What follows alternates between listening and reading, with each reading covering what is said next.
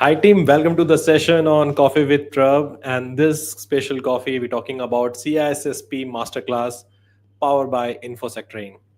It is a great honor for me to share the platform with more than thousands registration participants, and I'm sure this masterclass will give you a great visibility about what is CISSP and what are the content you need to know from in the CISSP.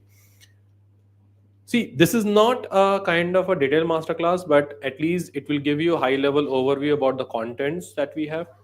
Along with that, we talk about the reference stuff that you need to know from each domain. And I'm not going to start from scratch, what is CISSP and how many domains we have in CISSP. I'm not going to cover that because there's a lot of resources are available on that.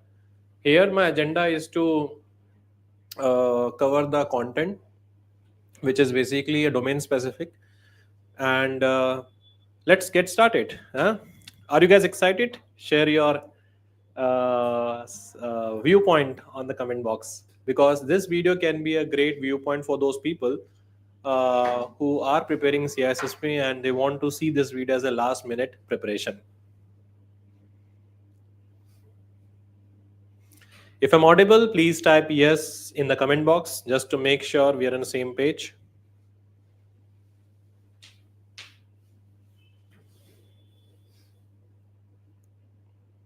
If I'm audible, please type yes in the comment box. Thank you so much. So let's get started. So when you're talking about CISSP, in CISSP, we talk about 8 domains, everything I'm going to cover. But before that, I want to give a brief introduction about me. My name is Prabh, and I have 18 plus year of experience, out of which 14 years of experience, I think 14 years of experience in teaching CISSP. And this masterclass is basically give the viewpoint of all the 8 domains of CISSP. There's a lot of videos available on YouTube which talk about think like a manager, you need to know how to eliminate, but this video is not about that. In this session, in this masterclass, we're going to directly start with the domains, because I'm assuming you already guys are aware about the domain. So we're going to do the in-depth details about each domain, whatever is required for you to clear the exam in a first attempt. So total 8 domains we have, and we're going to start with the domain 1, which is called security, risk, and management, or security and risk management. If you really want to pass this CISSP exam, you need to understand one thing is that domain 1 is the base for all the 7 domains. Okay, so domain 1 is the base for all the 7 domains. If you're not comfortable with the domain 1, I'm sorry for that, but it is difficult for you to clear the exam with that context. So it's very important you need to know the basics. Now, when we're talking about domain 1, it is start with the information security. What is information security? Where we talk about definition of information security, protecting the information from unauthorized disclosures, maintaining the integrity, availability. So you should not be limited to only definition. What is confidentiality? What is integrity? What is availability? You also need to understand the perspective about the confidentiality, integrity, availability. So I will give an example. So the CISSP doesn't talk about, okay, this is the question called encryption, and answer is how to achieve encryption, or what is the outcome of encryption. No, it's not like that. You should know the principles by which we achieve the confidentiality. Let's take example is we have a need to know, we have a least privilege, we have encryption, we have access controls. So these are the indirect properties we have by which we can able to achieve confidentiality. Same with integrity, also separation duty we have. we have a dual controls, hashing. These are the basically stuff which is used to achieve the integrity. Then we have a backup, we have a dual controls, sorry, backup, we have power sources, we have load balancers, we have. These are things which is used to achieve the availability. So when you're preparing for CISSP, you need to understand one thing: this particular variable or this particular element achieve what. Until unless you don't have the visibility of this area, it is difficult for you to clear the exam. Moving ahead, you need to also understand what is governance. So if you go by the governance, governance is set of operations.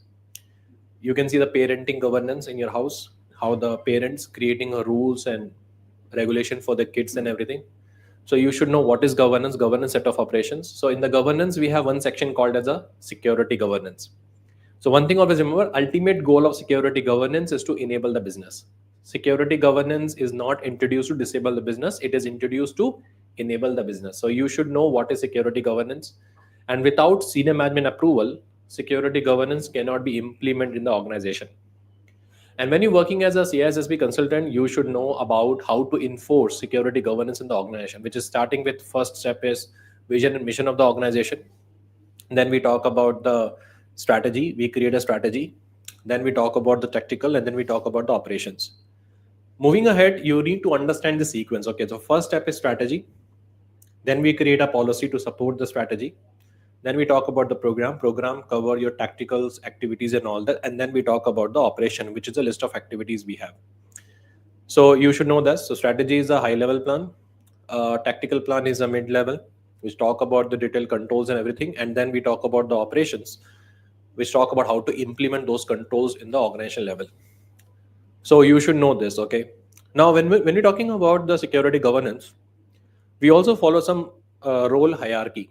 So one thing always remember is CISO should report as high as possible in the organization according to governance.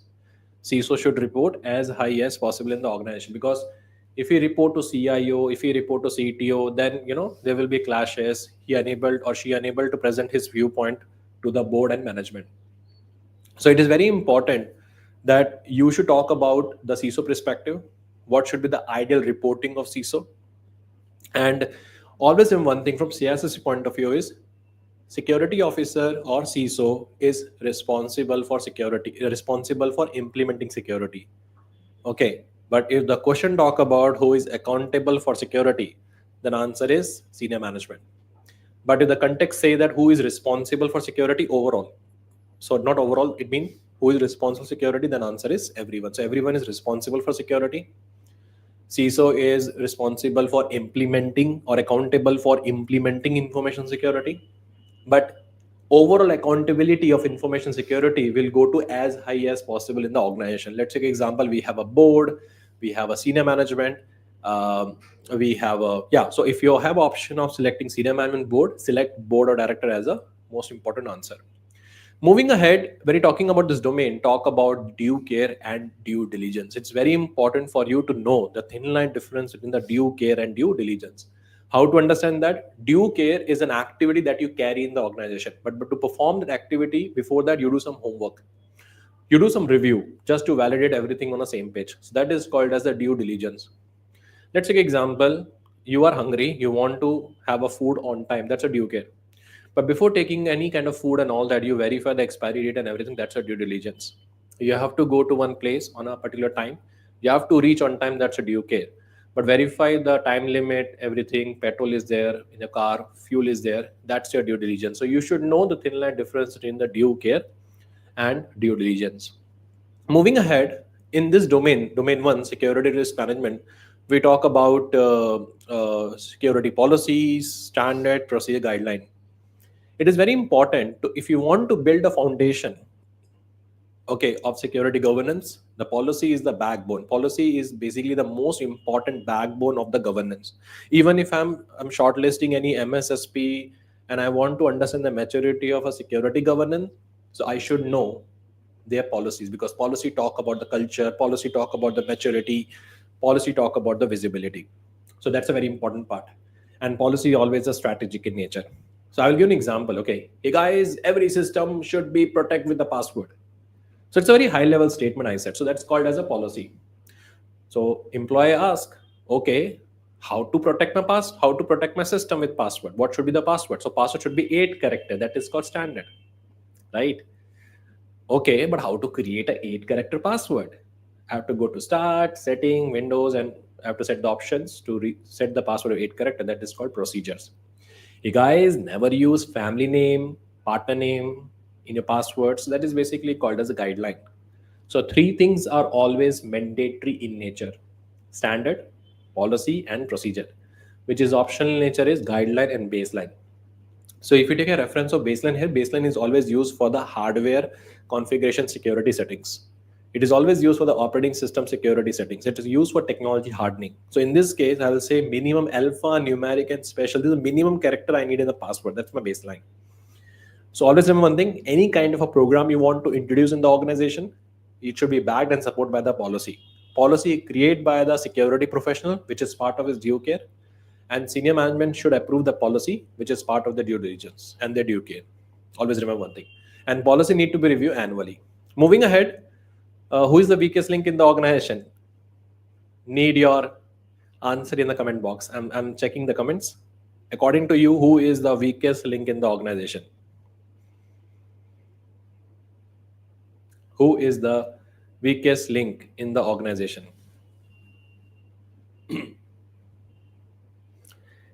People.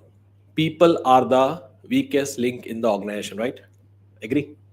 So people are the weakest link in the organization. And how can we protect the weakest link? By providing a security awareness and training. Agree? So security awareness training used to improve the behavior, used to improve their perspective.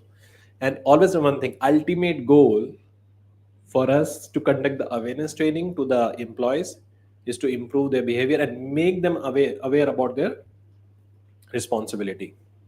Is it clear? So make them aware about the responsibility. Tomorrow they will not say, okay, is it my responsibility to notify the breach, or is it my responsibility to update the thing? No. So in the security awareness training, we make them clear that, okay, boss, as a employee, it is your responsibility of this, and as a CISO or as a management, this is my responsibility. Is it clear? So ultimate goal of security awareness training is to make the employee aware about their responsibility. Second thing is that when you're talking about the awareness validations and everything, how to measure the awareness training? That's a question. So to measure the awareness training, we need to understand one important part is increase in the incident report and decrease in a security violation. Like before awareness training, we used to have a 70 incident reports, and after awareness training, we have 140 incident report. It's a good thing, right? Because now people attended the awareness training, they got a better visibility, and that's why they're reporting more and more incidents. So increase in the incident report and decrease in a security violation. Moving ahead, we also talk about different regulations. You should know these regulations when you're preparing for CISSP, like protecting the financial privacy in US. We have a GLBA, which is called as a Gramm-Leach-Bliley Act, GLBA Act. And if you want to protect the healthcare information in US, you need to be comply with HIPAA. If you are a public limited company, you need to be comply for corporate governance. You need to be comply with SOX is a very important part that you need to consider. Along with that, there's this international standard we have, PCI-DSS, for protecting the payment card digital data. And you should also familiar with SAPSA, SABSA, SAPSA Security Architecture, which is a risk-driven architecture, and CCPA, California Consumer Privacy Act. So you don't need to know in detail, but you should know these regulations are used in a respective countries and what is the purpose. Along with that, there is another regulation, another standard we have, which is called FedRAMP. FedRAMP, FEDRAMP. So any public cloud provider providing cloud solution to federal and all that, they need to be comply with the FedRAMP assessment program. So you should be familiar with FedRAMP. Moving ahead, we also talk about canons. See, when you preparing for CISSP certification, you should abide with the IC2 some rules and regulations. So that rules and regulation called as a canon, and you should know these canons. Short form to remember the canon is PAPA, PAPA. You can go through the IC2 website, you will get those canon. And if you're preparing for the certification, you should know these canons and how these canons works in the organization. So protect society is always a priority. Then in this domain, we also talk about another important topic called as a risk management. Okay. So when we're talking about risk management, we have 4 steps in the risk management: identifying risk, analyzing risk, evaluating a risk, and we also have a risk treatment. So when you're talking about risk identification, we talk about identify assets, identify threats, identify vulnerabilities. You should know all these things. Then we have a two-way to analyze the risk, because we identify risk, but what is the level of risk we have toward the organization? We need to calculate that. So there's a two-way to calculate the risk: qualitative and quantitative. That's a very important part. Which is more accurate? Quantitative. Which is more fast? Qualitative. Then we evaluate the result, and then we map with the mitigation, or map with the treatment. So we have a four type of treatment in the risk treatment. So we have a acceptance of the risk, avoidance of the risk, transfer of the risk, and mitigation. So ultimate goal is to reduce the risk to an acceptable level, because you cannot eliminate the risk to zero. The risk before implementing control is called as an inherent risk, which is there in the system, and the risk which is left after implementing control, that is called as a, what is that called? Need your comments in the comment box. The risk which is left after implementing control, that is called residual risk. Can we eliminate residual risk? The answer is no. Can we reduce as much as possible? The answer is yes. So that something can be done. Along with that, we also talk about uh, we have a lot of internal threats. Okay, like if I give any task to any employee, like he's the person who responsible for creating a bills, approving the bills, and processing the fund. So there is a possibility he can commit a fraud. Possible he can commit a fraud. So to mitigate that, we introduce a concept of separation duty, where one person create a bill, second person review the bill, and third person make the payment. So there is a dependency we have from one person to third person. Okay, and alone he cannot do that fraud. So when they're working together, that creating a value, right? So that is called as separation duty, by which we can able to prevent the fraud. But there is a still possibility they can work together and commit a fraud. I can involve my second person, third person. Okay, let's work together and earn money.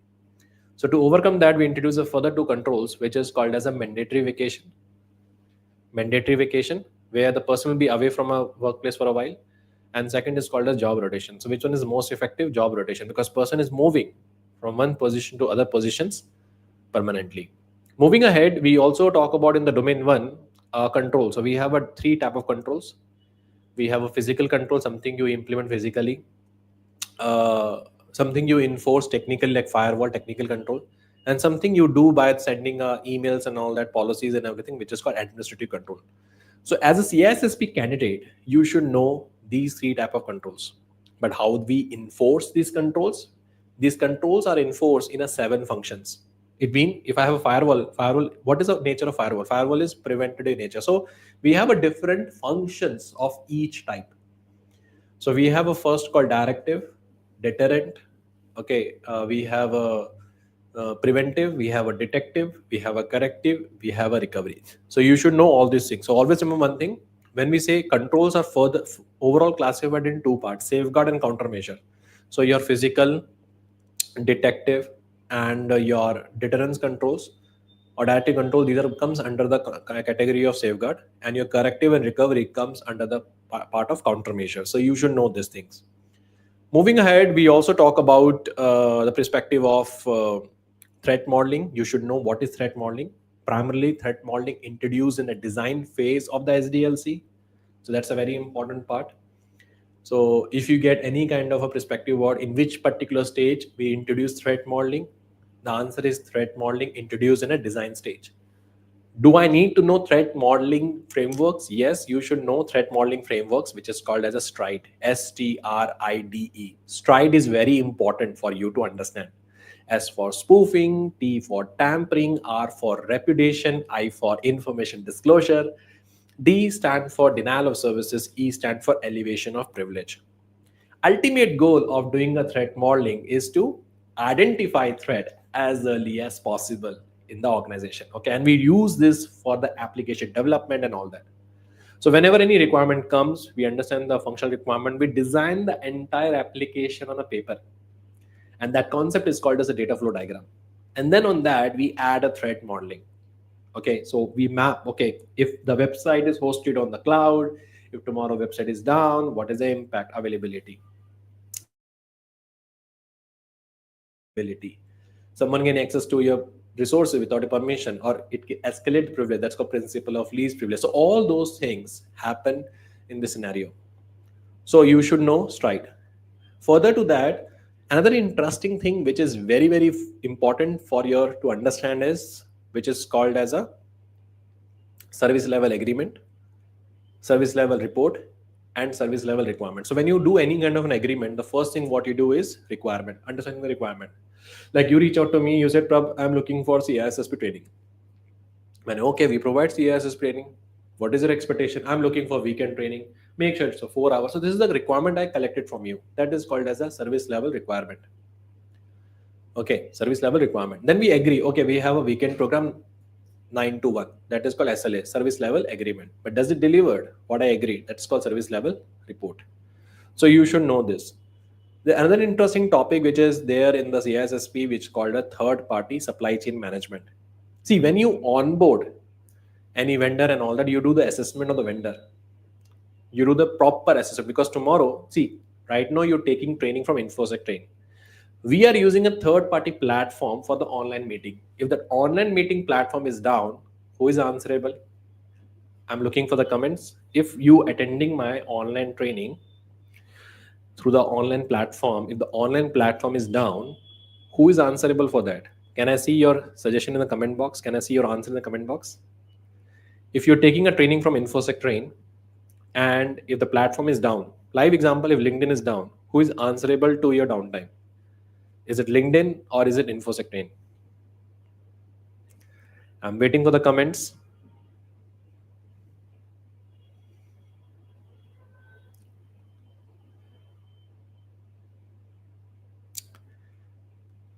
Am I audible?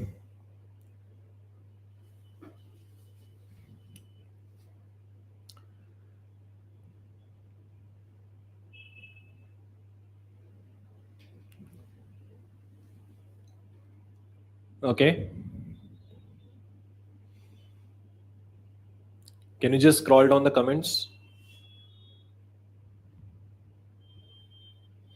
Oh, that's great. Oh, okay. I can see. LinkedIn, exactly. No, it is me. It is me who is basically accountable, right? Because see, you have enrolled in my training program and we are using LinkedIn for that. If LinkedIn is down, I'm answerable to you, right? So we have to make sure we do the proper assessment of the vendors, right? Agree? So this is called a supply chain risk assessment. Understood? So when you're doing a supply chain risk assessment, there are some parameters you have to check. Policies, review, agreements, all those things are required. Okay. You cannot able to reduce risk to zero, but you can able to mitigate to an acceptable level. That's something you have to look for. One more important thing when you're dealing with the supply chain, there's a new concept nowadays we are using is uh, there's a new concept which has come as a software bill of material, SBOM. Very very important for you to know that SBOM. See, normally when you buy any product, you see the labeling, right? Okay. And in some products, if you don't find labeling, do you have any kind of a concerns? Oh, there is no food label. Will you have that food? The answer is no. You will not have that food. Same like when we procure any softwares and all that, it is mandatory for the vendor to publish the composition of a software. So company first introduced the SBOM policy, software bill of material, and according to the policies and all that, they need to demonstrate the list of softwares and everything. And it is very important for you to know how the SBOM works. And what is the tool we are using to validating the SBOM? The answer is SCA, software composition analysis, which give the visibility about what is the composition of the software. So it is very important for you to know the SBOM, and it is very important for you to know the SCA. SCA is a part of a domain 8, which is called software development security. Another important thing we need to understand in the domain 1, we talk about the silicon root of trust. It's like a TPM, which ensure the integrity of the hardware. Silicon root of trust, your TPM.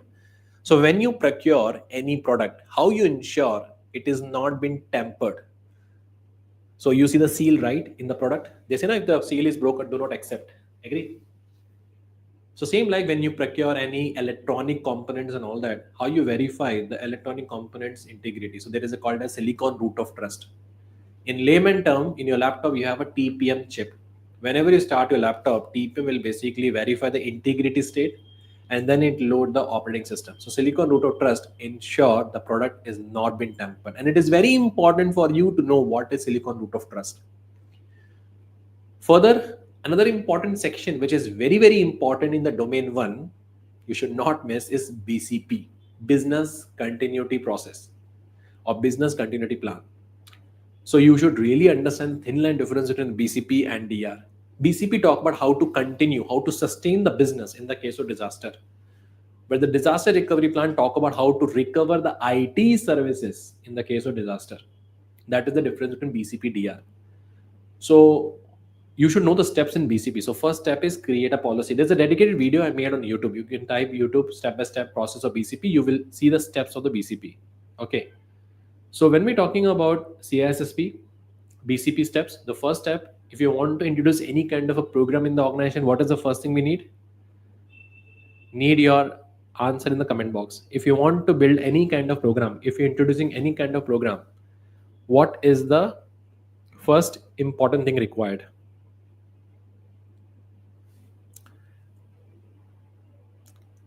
Mr. George, can you scroll down the comments? I'm waiting for the comments.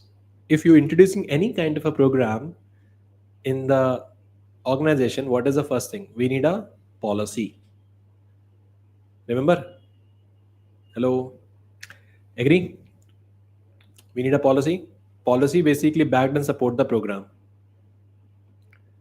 Right? So first step is create a policy. Then second step, see, we already done with the risk assessment and all that. We decided we need a BCP. Okay, that's why the first thing is policy, because without senior management, can you implement BCP in the organization? Without senior management, can you introduce BCP in the organization? The answer is no. So policy approval is like an approval of the BCP initiatives. So it is my humble request, those who watching me live on LinkedIn, please refer the NIST contingency plan document process. You should know that. Is it clear? So it is very important for you to know the NIST contingency plan. Okay. So first step is policy.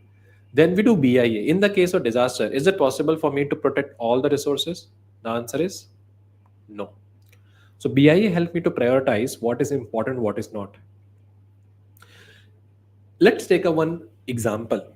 So when you are a kid, okay, I'm sure when you are a kid, we don't have a UPS in the house. Agree? And in the case of power failure and all that, we used to sit outside or we used to study in the black area or whatever that things and all that. So now what I need a UPS in my house. Is it possible with the help of basic UPS? Can you connect AC, air conditioner? Can you connect fridge? Can you connect TV? We can do that. But basic UPS can address all the requirement? The answer is no. So our parents, mom and dad, has a meeting with us. Okay, guys, in the case of power failure, what is the most important thing you need? So according to you, what is the two important thing we required in the case of power failure in the summertime?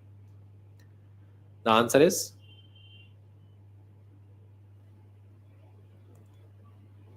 yeah. We need at least fan and we need a light. Agree?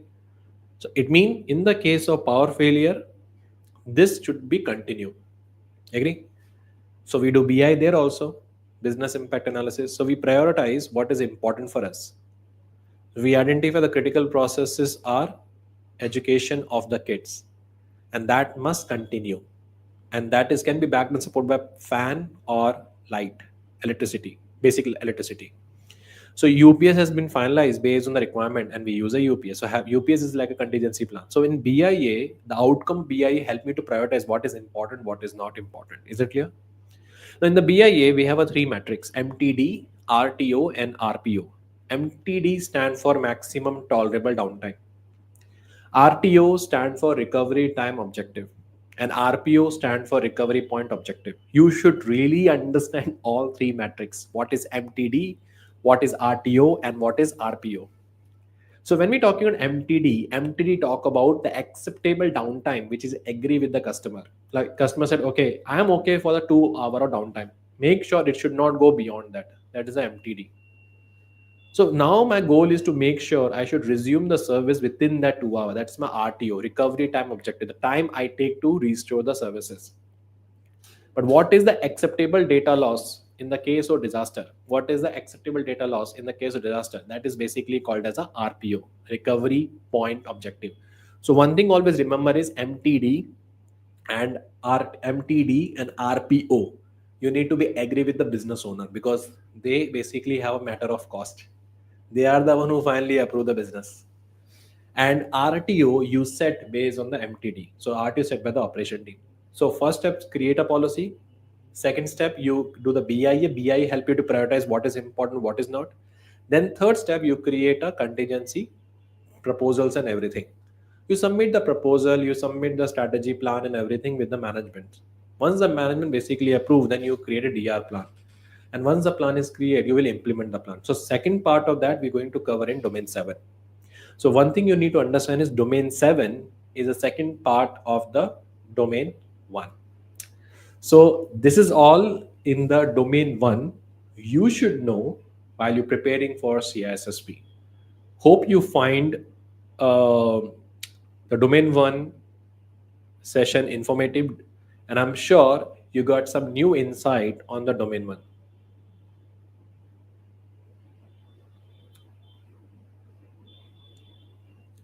Mr. George, can you just check the comments?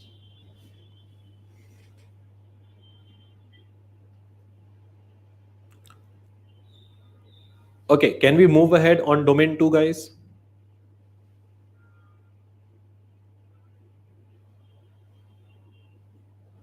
Okay, so when we're talking about domain 2, we talk about the asset security.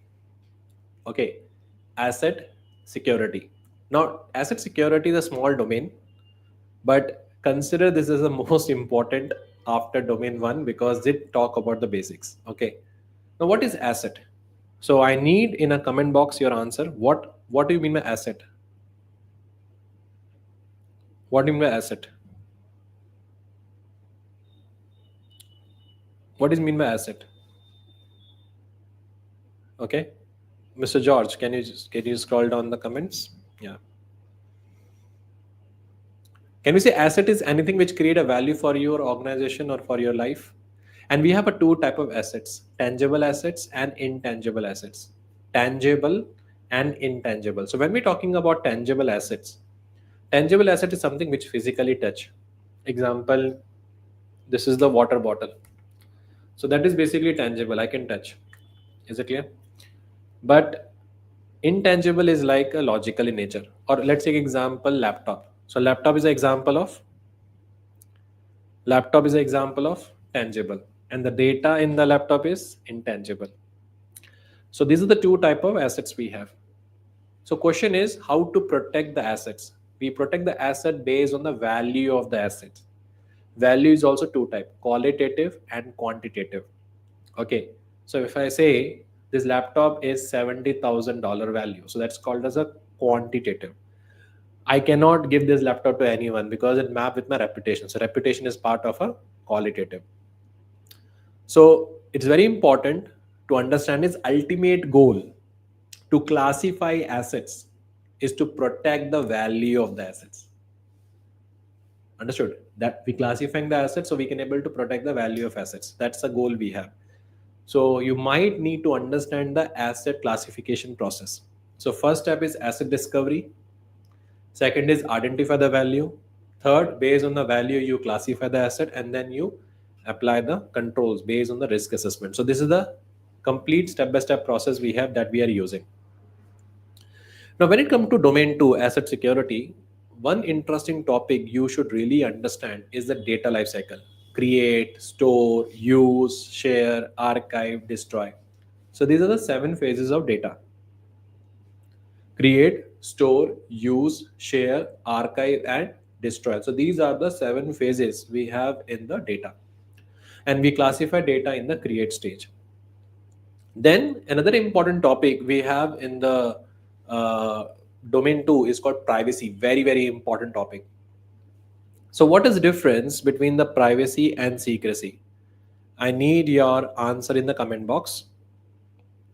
Let me check. Privacy and secrecy.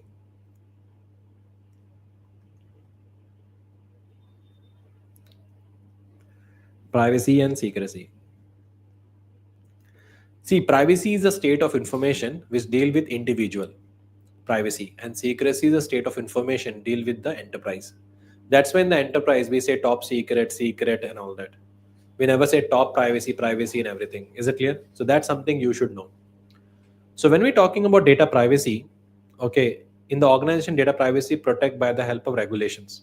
That's a very important part we have, and you need to understand the regulations very carefully. So if you're doing a business in Canada, you need to be comply with PIPEDA, PIPEDA. PIPEDA is the most important regulation, which cover all kind of a business. Example, you're doing any kind of business in Canada, you need to be comply with PIPEDA. So any context talk about Canada, doing a business in Canada, so answer is PIPEDA, PIPEDA. Second important thing you need to understand, if you're doing a business in Europe, you need to be comply with, if you want to do business in Europe, you need to be comply with GDPR. GDPR is a very important part, which basically there. Now, when you're talking about GDPR, in GDPR, we are talking about GDPR applicable in the two entities. One is called as a processor and one is called controller. So let's understand with the storytelling. Okay. So I am a customer, I am a data subject, I am a citizen of EU. I went to bank. They asked my passport details and other details. Against that, they have issued me a bank account number.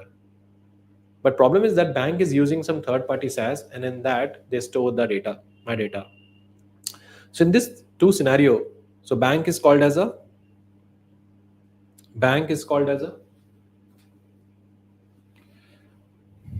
data controller. So bank is basically called as a data controller, and SaaS provider is basically a data processor. So if tomorrow any security breach happens, the SaaS provider, who is answerable to me? The answer is controller. Okay. And whenever you are dealing with inter-border data transfer in GDPR, I repeat, we have a business registered in Europe and we're moving data outside of Europe to India. Understood? So we need to be comply with some regulations, right? So in GDPR, we have a two amendments. Okay, one is called as a binding corporate rule and second is called as a standard contractual clause. Binding corporate rule and standard contractual clause, both are the terms you should be familiar with. How to remember? If it's a two different entity, then we use standard contractual. The word contract comes between the two different entity. And if it's the same entity, we have agency in other country, then we use the BCR, binding corporate rules. So you should know this. Second thing is that you should know GDPR, all the 7 principles. Another important thing you need to understand in GDPR is data breach reporting, which is called 72 hours. And it is mandatory for us to appoint the DPO. Is it clear? So these are things you should know from GDPR point of view. And if you want to process data in GDPR, you have to use the pseudonymization. Okay, GDPR data applicable on the pseudonymization, not anonymization of data. Always remember. Moving ahead, we also talking about whenever any asset we purchase, it has to go through our life cycle. And here we follow one concept called as a destruction process. We have a process called discontinuation of a product. And if you, so example, like Microsoft introduced one product and now they have announced end of support. And after that, you're using the product, you are using at your own risk. So there should be a governance process behind that. If whenever at any point of time vendor has announced end of product and all that, whatever, we should have a governance process behind that, how to destroy the product and everything. So remove the asset from the CMDB. Okay, use a media sanitization process, destroy the data, and then destroy the asset and remove the asset from the enterprise. So it's very important for you to understand the end of life policy. Another important thing you need to understand is data retention policy. For how long you need to retain the data. It's very important for you to understand data retention policy. And this can be integrated with the domain 7. How? Let me explain you. I was an investigator. I was investigating some incidents. And for that, I want to retrieve some logs, but I could not able to find. And because of that, we are in trouble. So to prevent this issue later, we will introduce a data retention policy. And according to that, we can retain the logs. But what is the first factor when you're retaining data? The legal requirement. Second is business requirement. Always remember one thing. And You have to retain data as per the business need. Understood? And when you're retaining a data, you need to focus on two important priority. One is called as the availability of data, and one is called as the integrity of data. Data must be available and it must be in the same accurate, because tomorrow if you want to retrieve back, it should be available in the same state and it should be available whenever it required. Moving ahead, we also talking about data states. Data states. So we have a three states of data: data at rest, data in transit, and data in use. At data at rest, we talk about TPM, we talk about SED. Now, what is SED? SED stand for stored encryption device, or we're talking about encrypting the data in a disk. So that is called as a SED. Now we have a data in transit. So during a data in transit, you should know both type of encryption while sending the data over the network. So we have a two type of encryption. One is basically called as a end-to-end encryption, and one is called link encryption. Exam pointer or important pointer, you can say link encryption is more secure than end-to-end encryption because it encrypts the header and payload. One thing you need to understand is link encryption and to encryption are just a content, are just a concept. Based on that, we are creating a solution which is called as a IPsec transport mode and tunnel mode. So you should know this. Moving ahead, you also need to understand what kind of a solution we have in security in data in use. So we use masking, static and dynamic masking. We also call anonymization.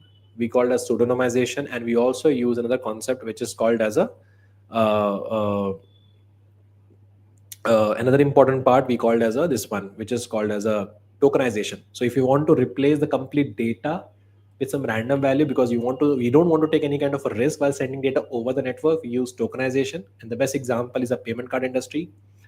And when you talk about static masking, when we use production data where we mask the data, and then we use and dynamic masking, the best example is when you log. So you're working for the customer support team, and customer has scheduled the call. You can see only last four-digit number, rest of the information is masked. So based on the last four-digit information, you verify everything. That's called as dynamic masking.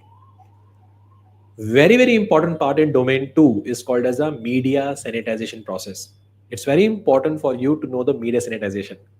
So we have a three type of sanitization technique. One is called clearing, second is purging, and third is called as a destruction. And you really need to understand when to use. Clearing is just override the data, but with the help of advanced recovery tool, we can recover the data. Purging, remove the data from the disk with the help of called technique called degaussing, but it is only applicable case of hard disk. But in the case of SSD, we use a concept called encryption, and then we destroy the data. But destruction is basically where we physically destroy the data. So it destroy the disk. So if the question talking about which is the most secure form of data deletion or data destruction, then answer is destruction of the disk. But how to destroy data in the cloud? To destroy data in the cloud, we basically use one technique which is called as a crypto shredding, where we upload the encrypted state of data and delete directly encrypted state of data from the cloud. So that is basically called as a crypto shredding. So that something is the technique we have.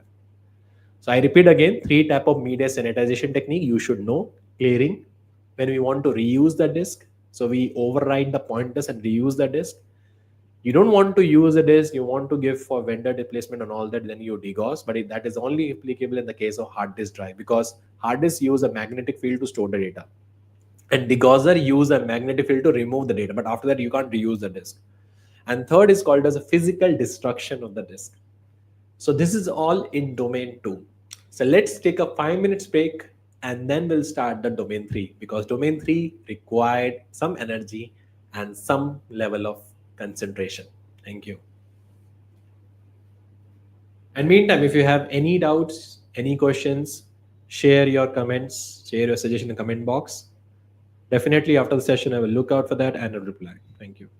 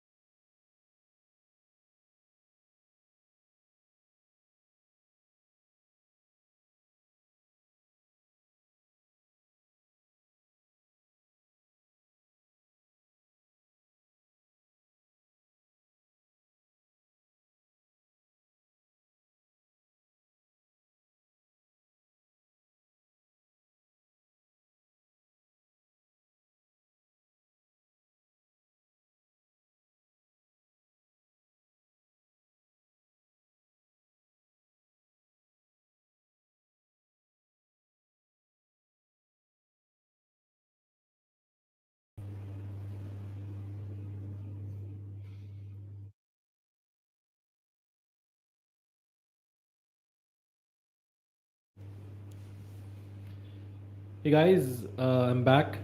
Hope I'm audible to everyone. It was a short break just to give the some kind of focus things and all that. Hope I'm audible. If yes, please type yes in the chat box.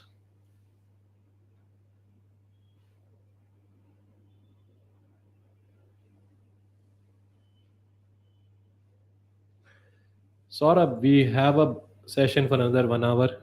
We try to finish domain 2 and domain 3 and domain 4. Okay, so let's get started. No, no, no. We have a 4 domains today and 4 domains tomorrow. Okay, so let's get started. So when you're talking about domain 3, see, normally what happen, some instructors cover uh, owners, data owners, system owners in domain 1, some covers in domain 2, but I cover some section in domain 3. Domain 3 is called security engineering, security architecture engineering. I can say it is like a nightmare for many CISSP aspirants. Agree? Well, you start your CISSP with domain 1 and domain 2 full motivations and all that. But when you reach domain 3, then you basically try to give up because domain 3 is huge.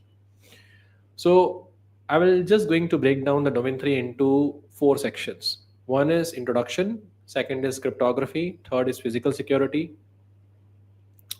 and the fourth part is called as a cloud.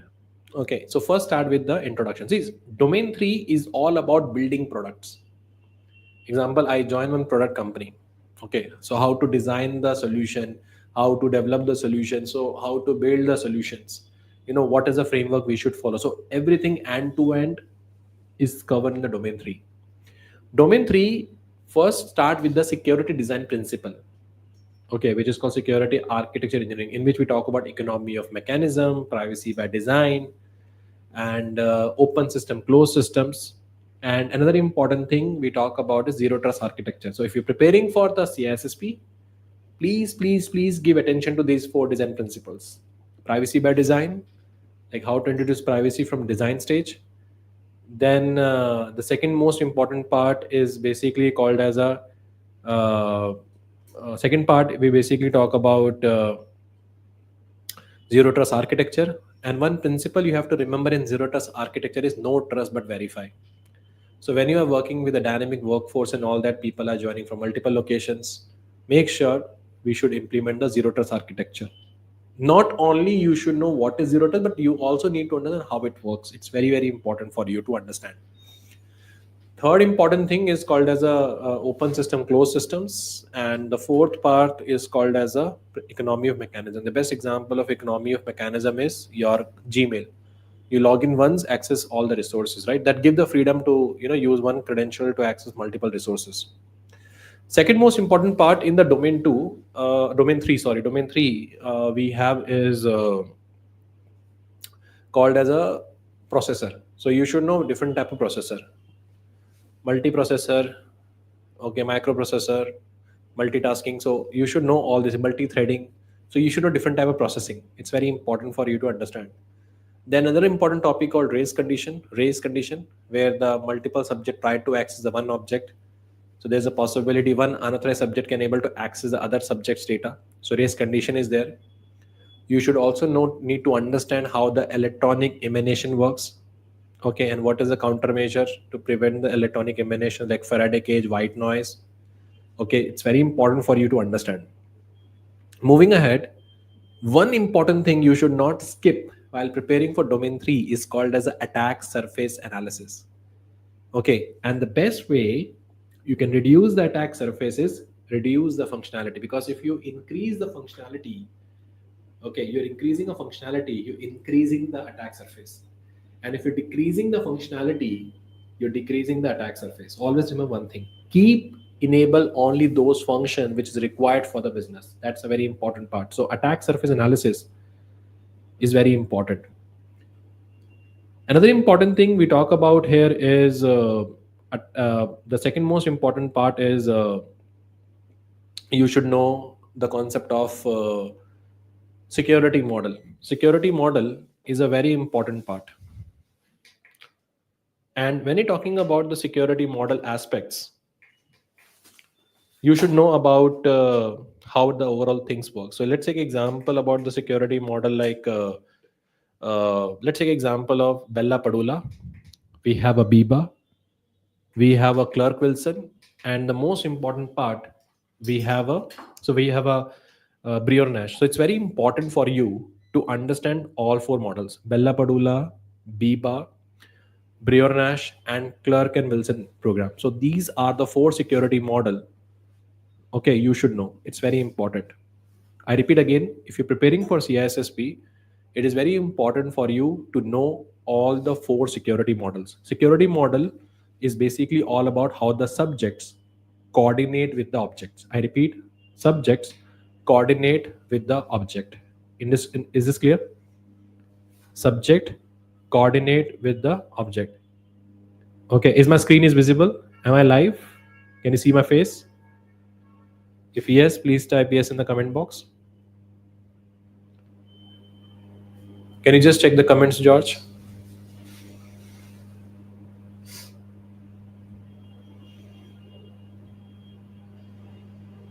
Okay, thank you.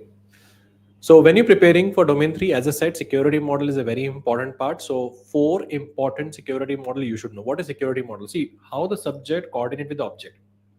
Let me explain you with the storytelling exercise. So I am a firewall manufacturer, or I am a database builder. I want to build database. I want to make sure that senior management should not able to read the lower level data, and lower man should not able to read the senior management data. That's my requirement, subject and objects. Now, based on this understanding, I'm trying to create a model.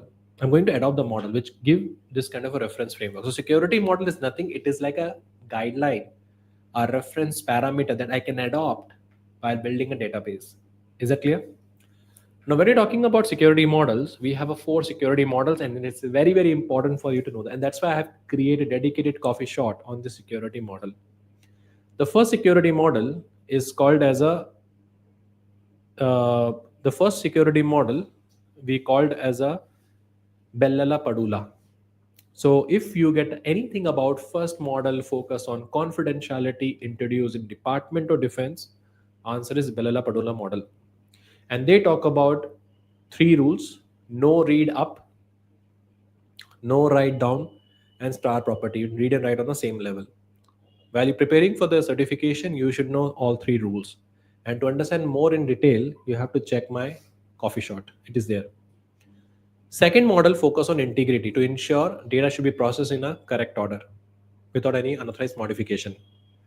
And that model is called as a BIBA model. Again, BIBA used in Department of Defense only. Focus on integrity. If you remember Bella rules, automatically you will remember BIBA because BIBA rules is opposite of Bella.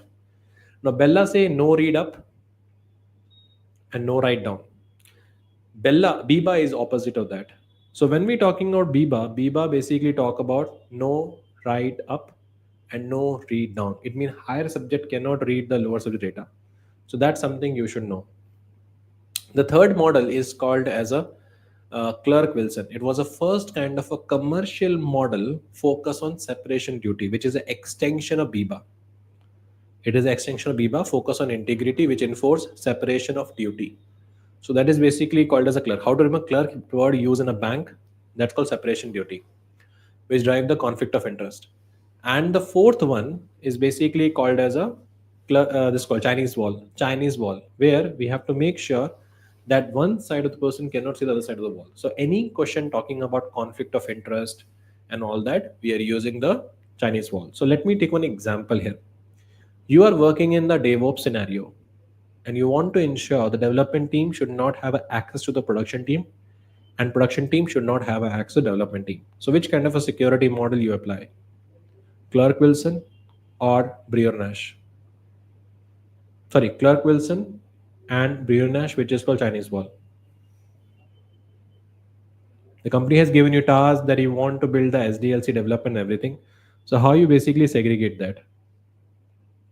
So we can able to segregate with the example of Chinese wall, which is also called brioche. So Chinese wall, the wall is there. So whatever you're doing this side will not be interfere with this, and whatever is happening here, it will not be interfere with this. Is it clear? So for security model, you should know. Yes, brioche is also called as a Chinese wall. Is it clear? Another name of brioche is called as a Chinese wall. Okay.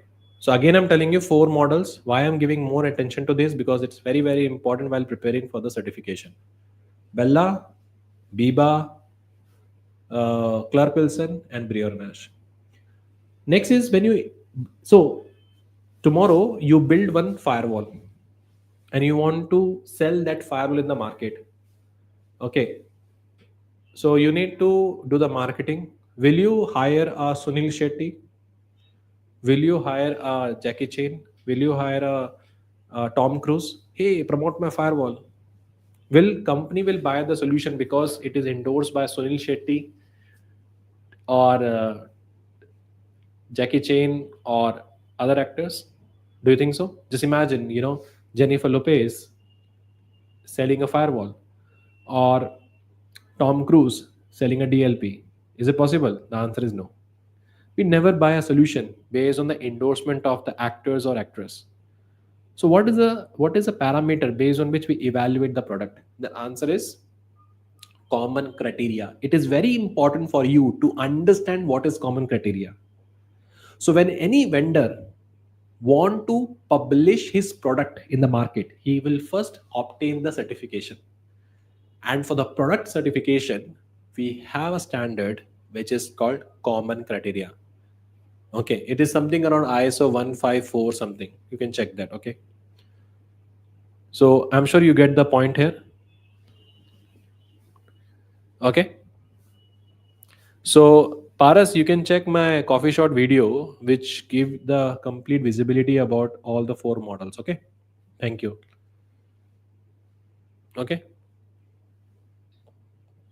Now, next important thing you need to understand is that when you're talking about common criteria is a standard, then the common criteria we have a four important things. If I'm a vendor, I will submit my product. Okay. If I'm a vendor, I will submit also solution about my product. So which is basically a important part.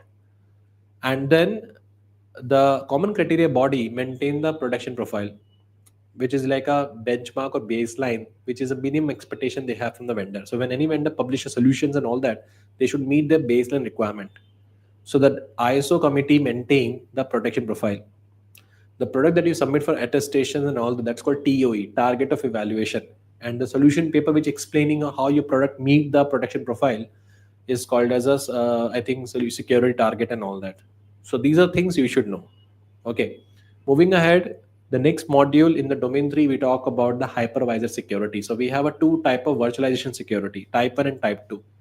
So which one is more secure? Type 1 and type 2?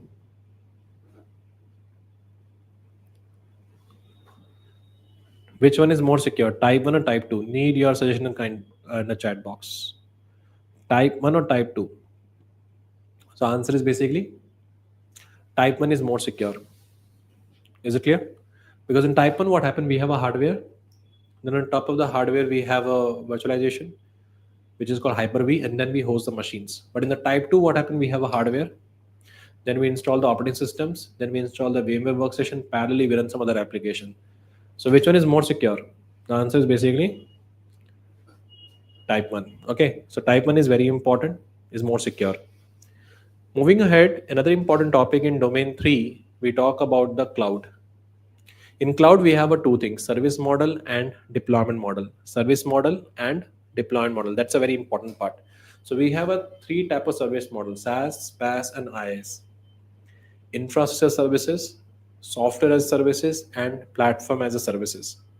So in which service model customer has a more control? Need your reply in the comment box. So we have a SaaS, we have a PaaS or IaaS. So in which service model we basically has a, as a customer, I have a more control. The answer is infrastructure as services, because where we rented a virtual hardware, RAM and CPU, I can decide what OS I want to install on it. In which service model the customer has a limited control and try to control with the help of SLA and everything? The answer is SaaS. Is it clear? Actually, SaaS in Hindi called as a mother-in-law. As you know, you cannot have any kind of a control of mother-in-law, so only by the contract and SLA you control that. Same like in SaaS, you control with the help of vendors and everything.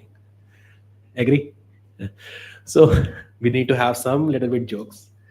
The next important thing, we talk about the four type of deployment model: public cloud, private cloud, community cloud, and hybrid cloud. We also have one more, which is important part of CISSP, is called as a multi-cloud architecture. So multi-cloud is basically mean you're using a combination of two different cloud providers like Google Cloud and AWS. So when we're talking about public cloud, it means the company who's selling a cloud services, that's called public cloud. Private cloud basically mean we have a dedicated infrastructure which is for the customer. Communities like group of companies come together and create an infrastructure. And the last is called as a hybrid cloud. Hybrid cloud is a combination of public and private. We are using for BCP DR reason. If my private cloud is down, we can use public cloud, or if we're running out of space and all that, we can use a public cloud for the collaboration.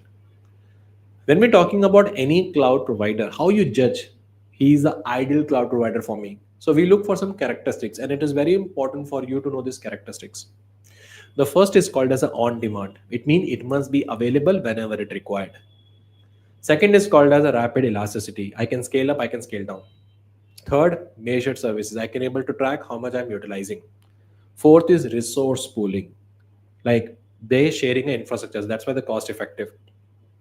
And last, the most important part is called as a integration or governance. So these are some of the things which we look for when we verifying the cloud computing services and everything.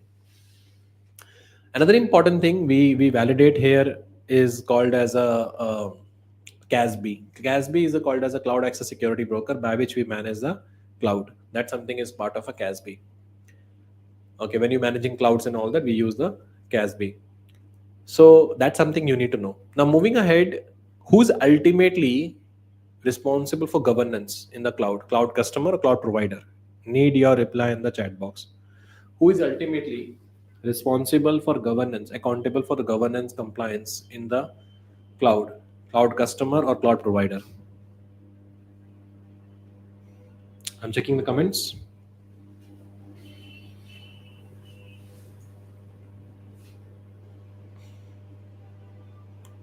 No, the answer is cloud customer.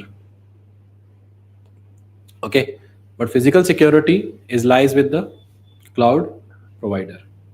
Okay, that's why by only with the help right now we're going LinkedIn live. LinkedIn live, LinkedIn is basically SaaS for me, right? Kind of agree. LinkedIn live is SaaS for me. What kind of a data I'm sharing on LinkedIn, I am answerable, right?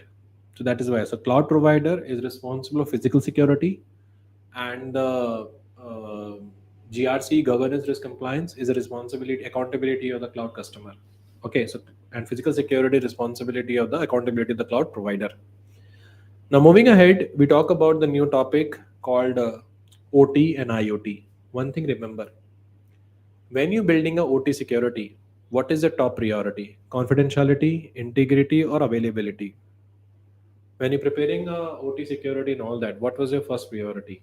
The answer is availability, because there's a possibility a hacker can try to take down your OT plants. They try to hack and then take control of the OT plant. So availability is the first priority.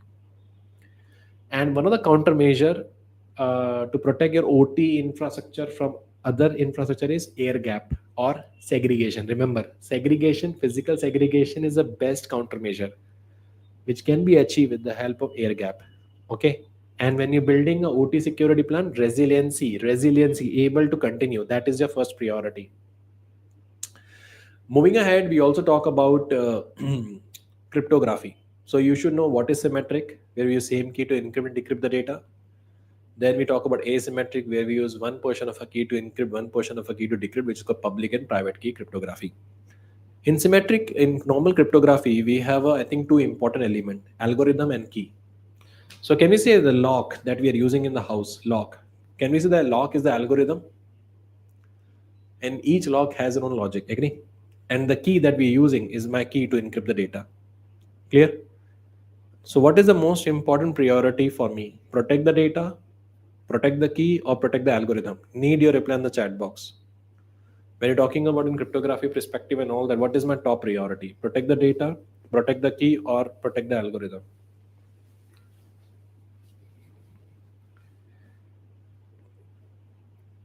What is our top priority? Protecting the data, protecting the key, or protecting the algorithm? The answer is protecting the key, because see, data is still encrypted. If encrypted data goes out, it's still okay. If algorithm goes out, that is also okay. But if the key goes out, is it a concern? If the key goes out, is it a concern? Yes. Ultimate goal are to protect the key. So in symmetric cryptography, remember only three algorithms: AES, DES, and RC4. Overall symmetric cryptography is divided into two parts: block and stream. In block, we divide the data into block and then we encrypt each and every block with the independent key or the same key. But in stream, in one go we encrypt. So right now we're doing LinkedIn Live, and if the LinkedIn Live is happening on uh, block symmetric, how it works? Hey guys, am I audible? But it is using stream based. That's why there's no disruptions. There's no latency. Clear? On the other side, asymmetric cryptography, uh, we have a four type of asymmetric cryptography algorithm. One is basically called as a yeah. So one is basically called as a RC4, sorry, RSA versus ECC. ECC. So which one is more faster? ECC. Which one is more slower? RSA. And third is called as a Diffie-Hellman versus Algamel. So these are the four algorithms you should know. In cryptography, we also have another topic called hashing. And to achieve hashing, we use two important algorithms. One is called SHA and one is called MD5. So which one is more secure hashing algorithm? Need a reply in the chat box. Which are the two, which is the most secure hashing algorithm? SHA or MD5?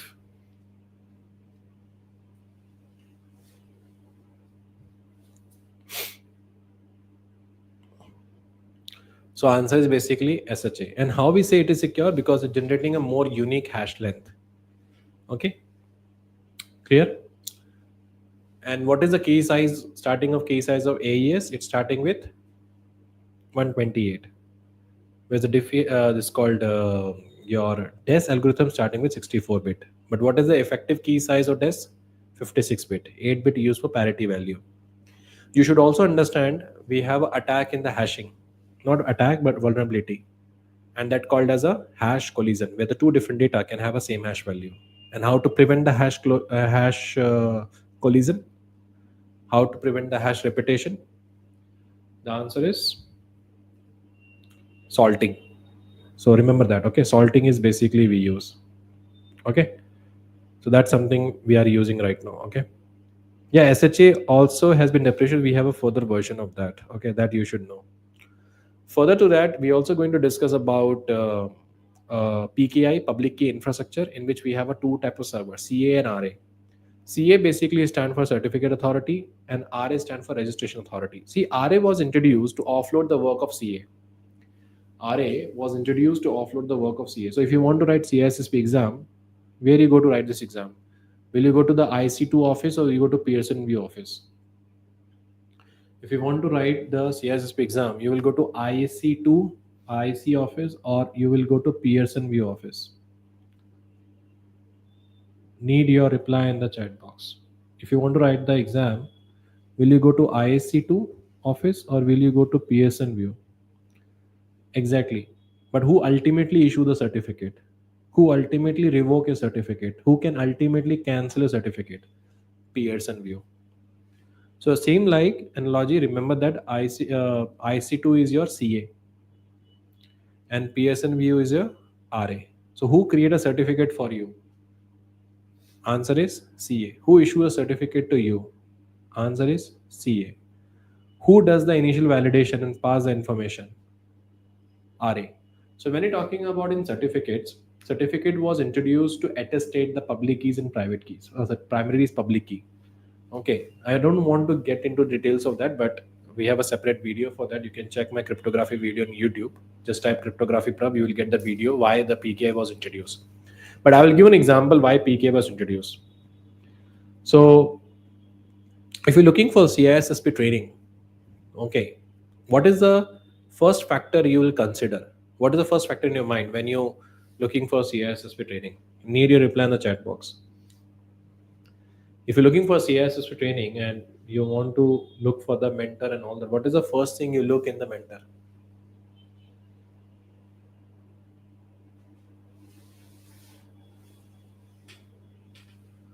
Authenticity. But the most important, the first factor is he must be certified. Agree? He must be certified. Yes or no? You should be certified. Yes. Between you and me, there is a one body which is a common trusted body is which IC2. So I provided my information to IC2. They assess my knowledge and based on that they issue me a certificate. Then I will show you I'm CISSP. Will you trust me? Will you trust me? The answer is yes. And then we can able to communicate. You can able to trust me. Whatever I'm going to say, you will listen that. Agree? Same like when you're getting any public key from anywhere, you need to trust that public key. And that is why it is attested by the certificate function. Understood? So certificate authority was introduced to validate the trust between the two parties. Okay, that's why you need to know, understand how the PKI works. Now, whenever we receive certificate, there's a two way to check the certificate validity. One is called as a CRL and one is called as a OC online certificate. Yeah, OCSP. Okay, so there's a two way to check the certificate status.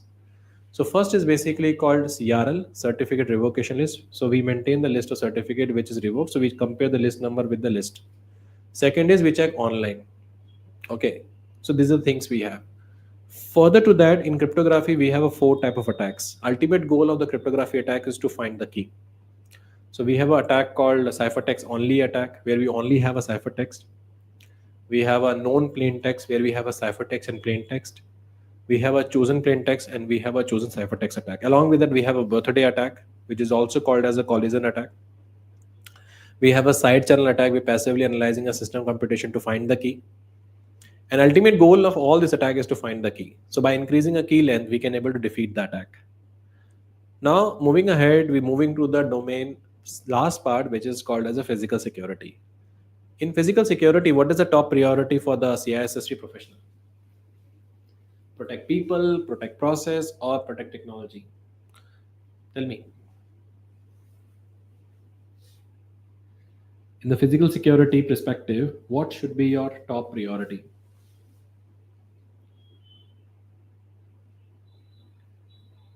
People safety. Even if he's your manager in the month of March, increment time? Yes. Even you are in notice period? Yes. You still protect your manager. Is it clear? So first step is to protect the people, then protect the process, and then protect the technology. Is it clear? So when you're talking about physical security, you follow one diagram, you follow one topology, which is called as a CPTD, crime prevention through environmental design. And through that, you create a one kind of a design environment. Have you noticed there is a transparent glasses? We have transparent glasses. George, can you just check the comments? Transparent glasses. So you are sitting inside and see what is happening outside. Agree? So that means we build the facility in such a way to prevent the crime. You see a lot of bushes, which can able to hide your activities and all. That is called as a CPTD. You build the facility. You have a isolated, so you have a shared space. Everyone sitting in the shared space. So with our camera, we can able to monitor that. So that is basically called as a CPTD, crime prevention through environmental design. It means we build the facility in such a way to prevent the crime. Further to that, it is very important for you to understand the different type of gas suppression system. Gas suppression system. So gas suppression was introduced to suppress the fire. Okay. So when it comes to the gas suppression system, we have a five type of gas suppression system: class A, class B, class C, class D, class E. A for ash, B for boil, C for current, D for dilute. Sorry, we have four only: A, B, C, D. Okay, and you really need to understand this. And when it comes to data center, make sure you should have a strong physical security in the data center. It's very important. That's why we have a man trap controls, man traps, okay, which prevent the piggybacking and social engineering. Along with that, we also use a tailgating. Tailgating is an attack, right? Without consent, we try to enter. So we're using a strong man traps and all that we can prevent this tailgating and everything. Along with that, you need to know the different kind of glasses: wired glasses, bullet shield glasses, which is basically used in a facility to protect the people from attacks. Always remember one thing: we use a wired glasses to protect against the blunt shield, and in the data center we use a bulletproof glasses. Your camera position in the facility is very important, and it should be backed and supported by the good lighting. Why? A good lighting reduce the shadow areas. Along with that, we also going to discuss about the water suppression systems. Okay, wet pipe, dry pipe, deluge, okay, delay. These are the important thing you need to understand. And you also need to understand the different type of ventilation, positive and negative. In the case of disaster, in the case of fire, we need a negative air pressure, so a positive air pressurization, where we need to pull the air outside, because fire need oxygen to circulate. So we pull the air outside to reduce the impact. So this is all in the domain 3. We have security engineering, and we are moving to the domain 4, which is called as a communication and security after the 5 minutes of break. So let's be on the session. We'll back in 5 minutes. Thank you.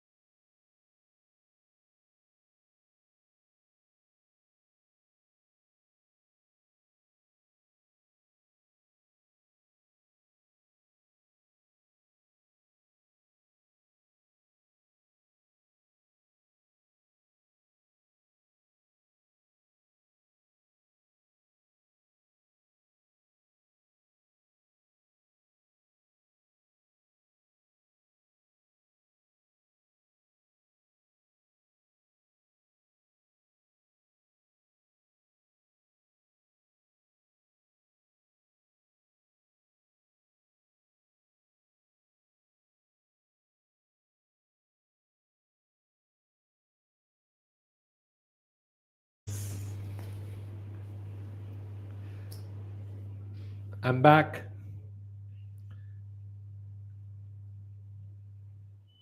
Hope you enjoying this session, domain 1 to domain 3.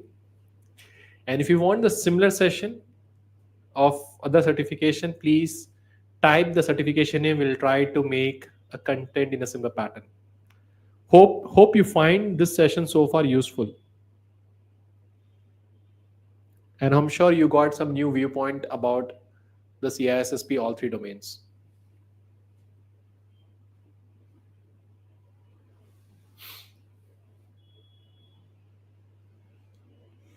If I'm audible, please type yes in the comment box just to make sure we are on the same page.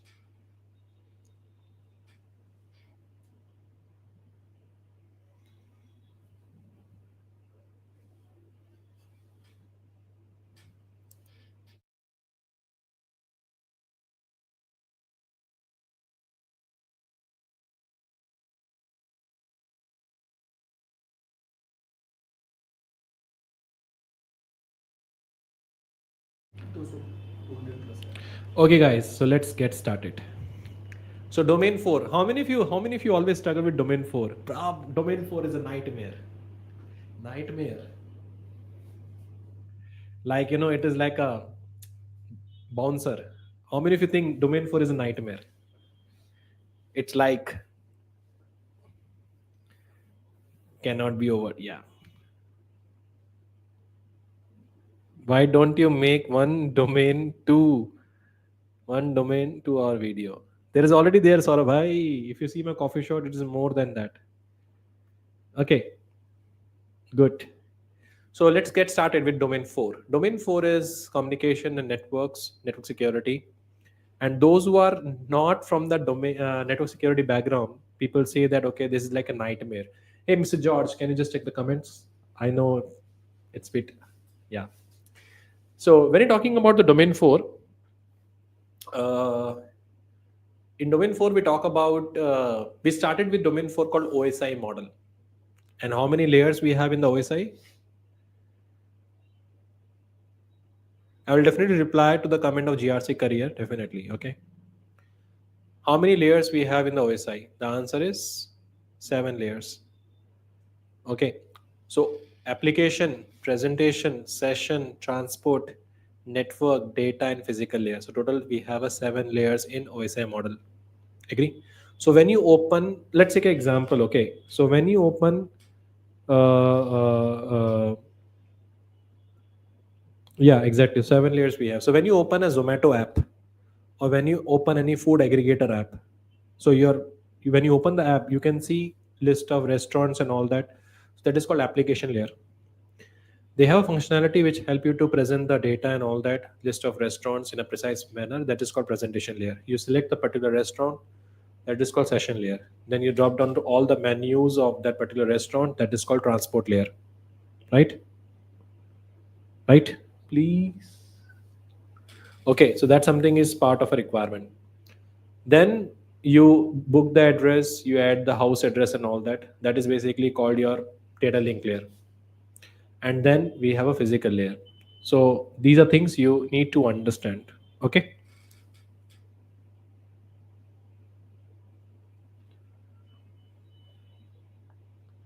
George, can you read the message of Venkit? Please don't.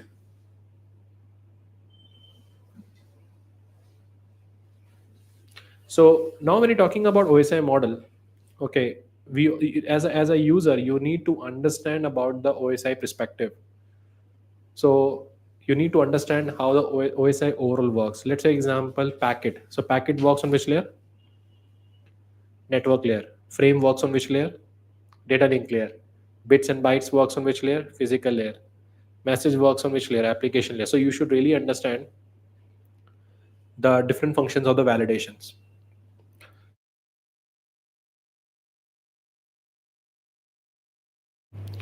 And do you know any basically shortcut to remember the OSI? All people seem to need data processing. So that is basically a short form to remember the OSI. All people seem to need data processing. Another important thing you need to understand that each and every layer, how it works, you should know that. And there's a dedicated video I made on YouTube on OSI model. Okay, how the application works, how the presentation works, how the session works, how the transport layer works, how the network layer works, how the data link layer works, and how the physical layer works. So you should know all these 7 layers in detail. Moving ahead, the next important topic in domain 4, we have called as a IP convergence or converge protocol. See, I think something in Hindi in my brain, but I cannot speak in Hindi. I have to convert that into English that you can understand. You think something in your local language and explain me in the English. So English is called as a converged language. Okay, so English is basically a converged language that we are using by which we are communicating. So in the network, we have a 4 or 5 converged protocols that you should know: MPLS, ISKZ, FCOE, and VoIP. Very, very important when you're preparing for domain 4. You should know how MPLS works. What is the purpose of MPLS? Let me give you one best use case. So what happened is, when you're talking about MPLS, the full form is multi-label path forwarding. I think that is basically the MPLS, right? Multi-path label forwarding, where instead of reading the entire data and all that, we read the lookup number and based on that we pass the data, or we read the label number and based on that we pass the data. So that is called as a MPLS. So any topic talking about label-based forwarding, traffic re-engineering, or label-based forwarding of data, answer is MPLS. So that is basically one concept we are using. Second important thing you need to know is FCOE and ISKZ. These are the storage protocols that we use in data center. But what you really need to understand after MPLS is called as a VoIP, VoIP. When you do WhatsApp call, you use VoIP. When you do Zoom, you do VoIP. So these are the protocol that is used for communication. But in the VoIP, we have a 3 protocols you should know. One is called as a SIP, which is used to initiate the session, which is called as a session initiation protocol, SIP. Then second protocol which carry the data on the SIP called as a RTP, remote transfer protocol. But default it send the data in a plain text. So that's why we have to use a secure protocol called SRTP, secure real-time transfer protocol. Old protocol, which is an alternate of SIP, we used to have is H.323, but now we are using SIP. So if you're looking for the security solutions and all that, your VoIP network should be segregated from the other network. That's something you need to know. Your VoIP traffic should be segregated from the other traffic, and make sure you should encrypt the voice communication. We also have a Bluetooth attacks, which called as a blue bugging, blue snarfing, and blue bugging. And the second is basically called as a blue snarfing. So you should know this. Very, very important in domain 4, we have a wireless security. Okay, you should know the standard number like 802.11 A, B, G, H, N. Do I need to know frequency? The answer is no. You don't need to remember the frequencies, but you need to remember the speed of 802.11G or 802.11B. That's something you should know. 802.11G and 802.11B. So that's something is basically important for to understand. Okay. Along with that, you need to understand the 4 type of security we have in the wireless, because when you send data on the wireless frequency, you need to secure the data. So we use WEP, WPA, WPA2, and WPA3.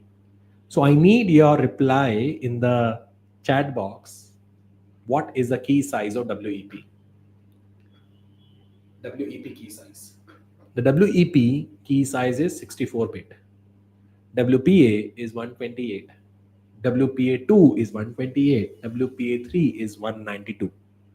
There is a dedicated coffee shot I made on the wireless security. Please do check that, because there I have explained more in detail. WEP is easy to crack after 5,000 packets. That's why we introduced WPA. WPA use still RC4, but enhancement of the security done with the help of TKIP. Then we basically introduced a WPA2, which use CCMP to enhance the data security by using an algorithm called AES.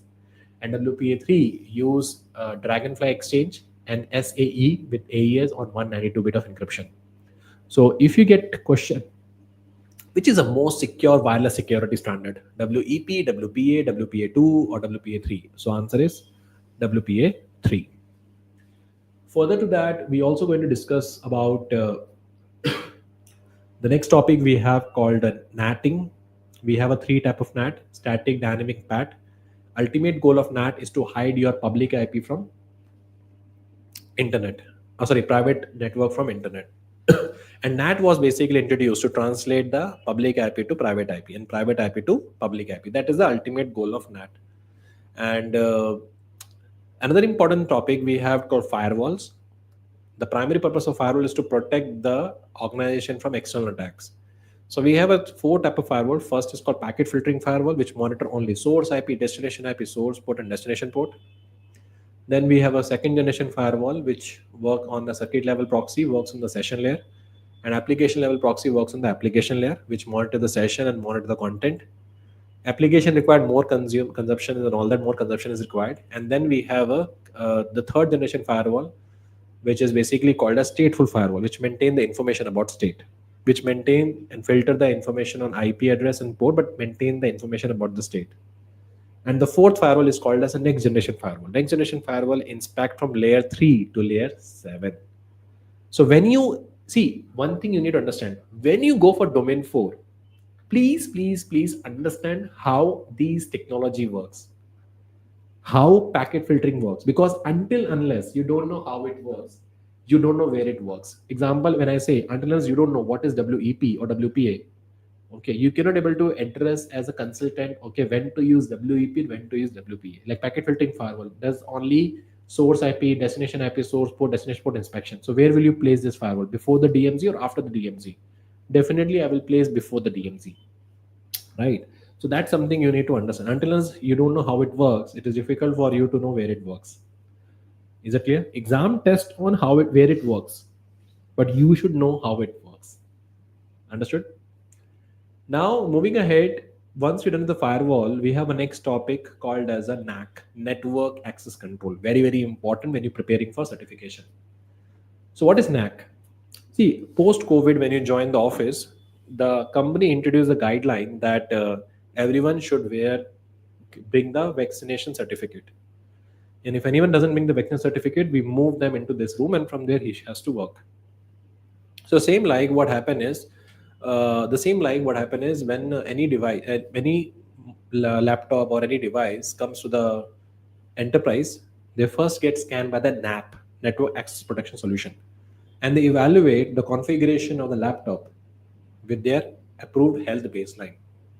If it basically meet the criteria, they will get IP, they can connect to the internal network. If not, they will move to the restricted network. This is how the NAP works, by which we ensure only authorized device to be part of the network.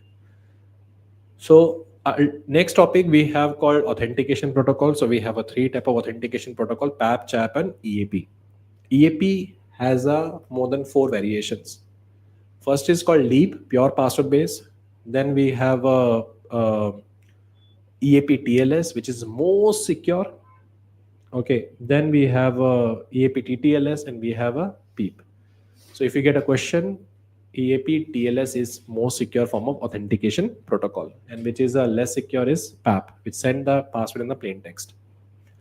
Another important thing you need to understand is dial-up protocol. When you dialing the connections and all that, we use dial-up protocol, PPP and SLIP. Which one is better? PPP. PPP has a 2 sub protocol. One is called LCP and one is called NCP, which is used for dial-up the connections and all that. Further to that, you need to understand IPsec. In IPsec, we have IPsec is a protocol suite which protect the IP packets. So IPsec works on which layer? I need a reply in the chat box. IPsec works on which layer of OSI model? I'm checking the comments. IPsec works on which layer of OSI model?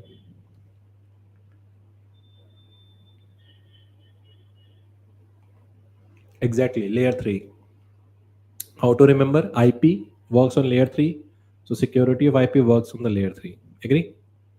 So in IPsec, we have 2 protocols, AH and ESP. AH offer only authenticity, integrity. ESP offer complete security, confidentiality, integrity, authenticity. So if you get a question, which one is more secure protocol? AH or ESP? Answer is ESP. Then we have 2 modes in IPsec, transport mode and tunnel mode. And we also have a different type of key management, which is called IKE and ICKMP. IPsec actually use HashMac use algorithm AES to encrypt the data. You should know that. Transfer mode and tunnel mode are the two modes in which IPsec works. So transfer mode use in a LAN, tunnel mode use in a WAN. Okay, so your end-to-end encryption is your tunnel mode, sorry, transfer mode, and your link encryption is your tunnel mode. Okay, that's why we say tunnel mode is more secure. Now the next topic we have called VPN. So we have a two type of VPN, PPTP, L2TP VPN client connection, and there's a two way to implement the VPN in the organization. It's very important for you to understand. VPN is a solution by which we're creating a secure tunnel, and through the tunnel we send the data in a secure manner. So we have a two type of VPN implementation. One is called as a site-to-site VPN. Okay, so site-to-site VPN is basically we have a companies and all that they're connecting a VPN that is called a site-to-site. One is called as a client VPN where you use the client side using a VPN to connect to the enterprise. Now, when you're talking about VPN, they create two type of tunnel: split tunnel and full tunnel. Split tunnel is concerned, full tunnel is more secure. Then we have a next topic called as a CDN, content distribution network. Ultimate goal of CDN is to improve the availability and enhance the accessibility of content. Let's take an example. We have a new series which is coming on Netflix US, and there's now a great demand in India.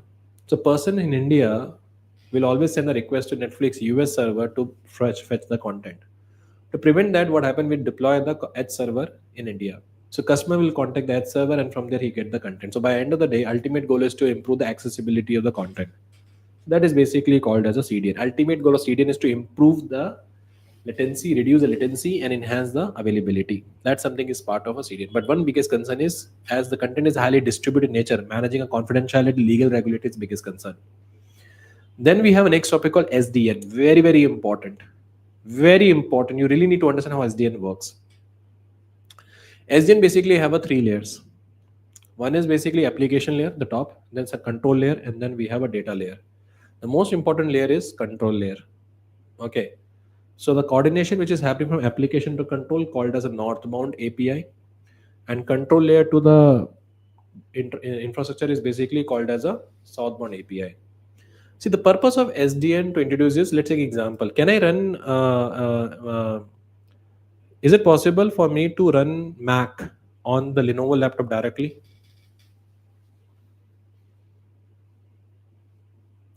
Is it possible to run Mac on the Lenovo laptop?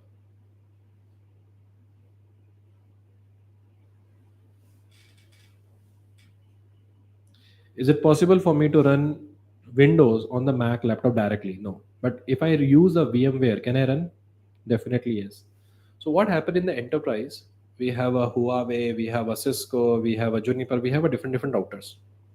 When data come to this enterprise, each and every router define their own logic, own brain, and based on that they pass the data. Agree? So now SDN say the boss, you don't need to apply your logic. Give me your brain. I will be your main brain, which is called as a control layer. So I will receive the instruction from application plane. I am a control layer and I will get the task done from my devices, which is happening on the data layer. So by this, I'm improving the flexibility, accessibility, enhanceability of the content. And by this, I can able to manage my device more effectively. But can we say as it become more centralized in nature, does it increasing the attack footprint? Traditionally, each and every device work in their own independent manner. But now with the help of SDN, we can bring everyone on a same page. Does it increase the attack footprint if someone compromise the control layer or compromise the application layer? The answer is yes. So remember this, okay? Further to that, we also have some attacks you should know, like SYN flood attack, where we're sending a multiple SYN on the request to overflow the memory with fake SYN request. You should also need to understand different type of three type of password attack: brute force attack, dictionary attack, and spray attack. Very, very important. And countermeasure is passphrase to prevent the brute force. Another important thing you need to understand is we do the ARP poisoning, by which we hijack the session. And second thing is called as a MAC flooding. The countermeasure is basically do the MAC porting. MAC porting is basically when one MAC to one port. There's no new MAC will be accepted there. We also have a topic called DNS poisoning, and the countermeasure for DNS poisoning is DNSSEC, which ensure the integrity of DNS records.